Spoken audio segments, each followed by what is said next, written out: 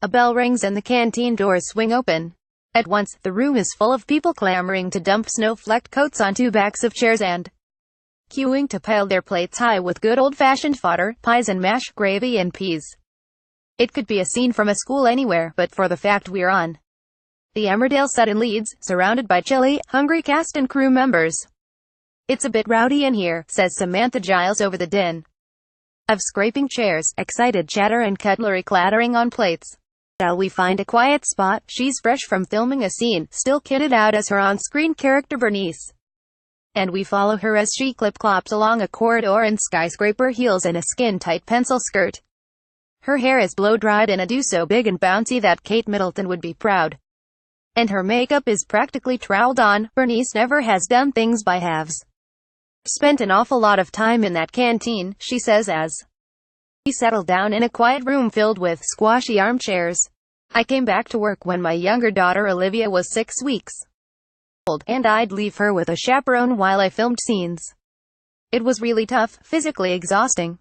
I'd have to get up at 4:30 a.m. to be on set on time, and I'd wash and feed Olivia here before going into makeup, as happy as she was to be reprising the role of Bernice 10 years after she left the show. It wasn't exactly part of the plan.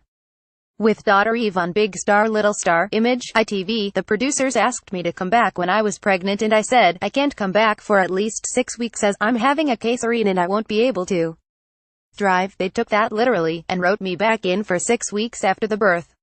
You have to do these things. We needed the money and having another baby meant it was going to be harder to get more work.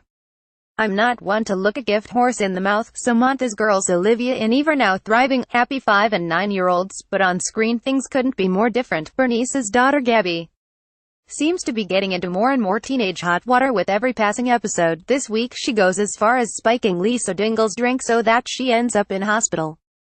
When I see these storylines coming up I just hope I'm not in training for when my girls are teenagers, says Samantha with a sigh. Start teenagehood so early now. My eldest one has already got a bit of attitude, a bit answering backy, and she's only 9. They grow up so fast nowadays. I was quite a sensible teen though. Mainly I was into writing poetry, with on-screen daughter Gabby, Rosie Bentham, in Emmerdale, Image, ITV. Samantha lives in Liverpool with her husband Sean, her daughters, and Bob the cat. It can be a long commute, some days taking her several hours to get to Leeds. It's a sacrifice she's willing to make because it gives her the chance to juggle work and family life. It's hard, but I know how lucky I am to be working, she says as she fiddles with Bernice's twee silk scarf that is still fastened around her neck. So many actors are out of work, and soap is very good for when you have a family. If I wasn't doing this I'd have to be quite choosy about what I did. I couldn't do a big theater tour or take a job where I had to be away for 6 months. If I've chosen to have children then I want to actually be with them. Like many women with busy careers, Samantha came to motherhood a little later, becoming a first-time mum at 37 and having Olivia a few years later at 40. I always wanted to have kids and I would have had more if I'd started younger, but you have to wait to meet the right person, she explains. Some people don't want children, and that's a completely valid life choice. We're overpopulated as it is, and you have to make a lot of sacrifices when you have children. Sometimes I think to myself, my career might have gone a different way if I hadn't had kids, but this is the path I've chosen, as Bernice Thomas in Emmerdale, Image, ITV. As much as she loves her job, Samantha would think twice before encouraging Olivia and Eve to follow in her footsteps. This is a very tough and superficial business. It's cutthroat and bloody hard. Not all fame and glamour, she says. You have to ask yourself, is this the only thing that will make me happy? That's how I felt. I watched my friends buying houses and going on holiday, and I was still renting a *TTY little flat and shopping in Oxfam. But when you're young you have an absurd confidence and feeling of invincibility, so I carried on. While unlucky in love, Bernice might have more than her fair share of on-screen drama. Samantha is happily married to production manager hubby Sean. But her own love life has, at times, resembled a soap opera of its own. Her last marriage ended when she had an affair with Emmerdale co-star Peter Amory, who at the time was married to Claire King. Intriguingly, Samantha, who practices a form of witchcraft called Wicca, says she met her current husband after casting a love spell. I use candles and crystals in the magic I do. I wrote down exactly what I was after.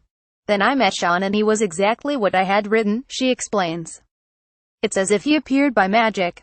You have to be very specific about what you're looking for. And one thing I forgot to put down was for him to be older than me. I put taller, as well as details about his personality and morality. Then when I met Sean and we started seeing each other, he was 2.5 years younger than me. Thought, this feels a bit weird, but it didn't take me long to get over it. Samantha at the NTA's Image, Getty. Samantha even has her own Facebook page where she sells love spells, but she says she'd draw the line at casting a spell on her children. It's not something you can do frivolously, she says. You have to be careful casting spells about people who are close to you. It doesn't always work and you might be misguided in what you're asking for. Love spell that I did on Sean wasn't about stopping someone's free will. It's about putting your intentions out there to the universe and manifesting what you're asking for. We just hope Samantha will carry on bringing her own brand of mischievous magic to village life. Samantha gets soapy. I've never been into watching soaps because it's such a commitment. I'm glad other people do though. I've been in 4 soaps, Emmerdale, Hollyoaks, Coronation Street, and Doctors. I'd never say never to doing another one though. Bernice is unlucky in love and I think it's important to have characters like that in soaps. There are plenty of people who struggle to meet the right person and it's good to show someone quite happy on their own, although she's someone who needs to always have a man. People talk to me as if Bernice is real.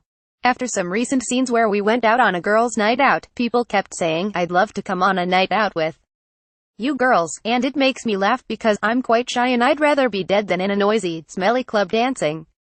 Bernice isn't a terribly good mother, but she tries. She's quite selfish, but there's no such thing as a perfect mother. We've all got our faults. How will Samantha spend Mother's Day? What will you get up to today on Mother's Day? Probably just chilling out. I worked yesterday, so a lion would be quite nice. Breakfast in bed? I actually don't like breakfast in bed, but I'd love a lovely bacon sandwich on thick white bread once I'm up. Ideal Mother's Day presents. I'm not worried about presents. It's just nice to do things with your family. We don't go mad because really you should be nice to each other all the time, not just days like this. Most memorable Mother's Day? Probably the first time Eve brought home a handmade card from nursery. It's really nice to keep things like that.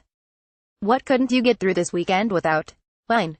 Probably. I don't drink during the week though. Plus Mother's Day is an excuse to go out for a nice roast. Emmerdale is on at TV, 7 p.m. weekdays.